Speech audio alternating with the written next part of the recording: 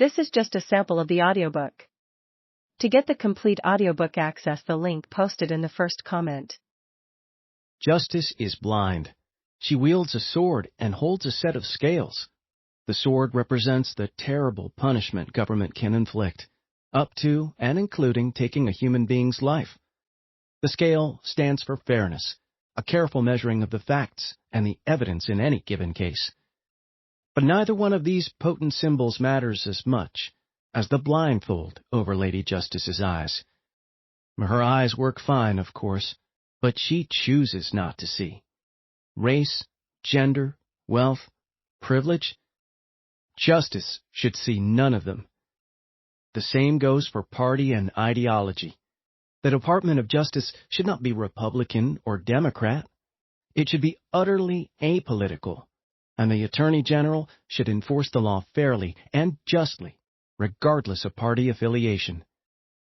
Justice without the blindfold is a vengeful angel, wielding power as a weapon to intimidate and oppress, not the guardian on whom we all rely in our hours of need.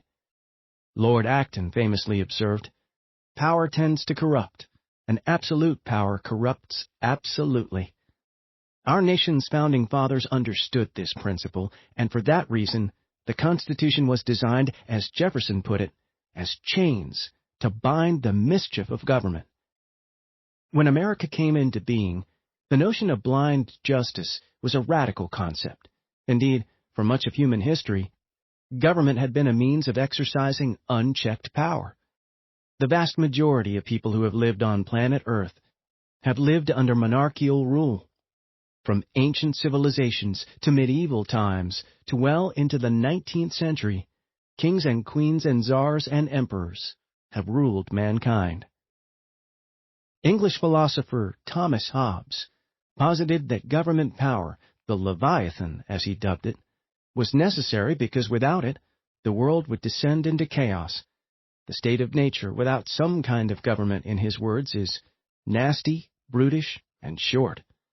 Marauding outlaws, think Mad Max in the Thunderdome, make for a miserable existence, and so instead, monarchy provided order and stability. Religion was frequently enlisted in support of monarchy. From Samuel anointing first Saul and then David with oil, to Aztec rulers imbued with their own divinity, and popes crowning kings across the centuries, the most common justification for a ruler's power was that God gave him that authority. Sovereignty came from God to the monarch directly.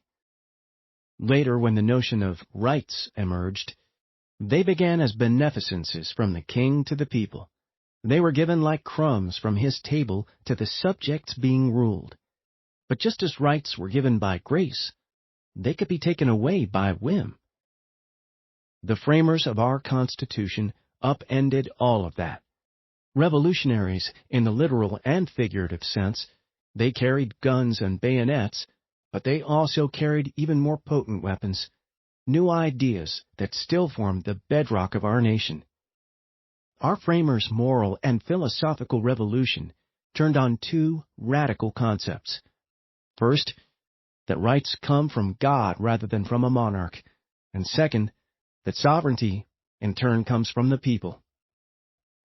Madison, Jefferson, Franklin, and Adams all studied the work of English philosopher John Locke, who had argued powerfully for the natural rights of man, specifically the rights to life, liberty, and property. Every human being, Locke argued, had those rights because we are created in the image of God. Hence Jefferson penned those foundational words in the Declaration of Independence.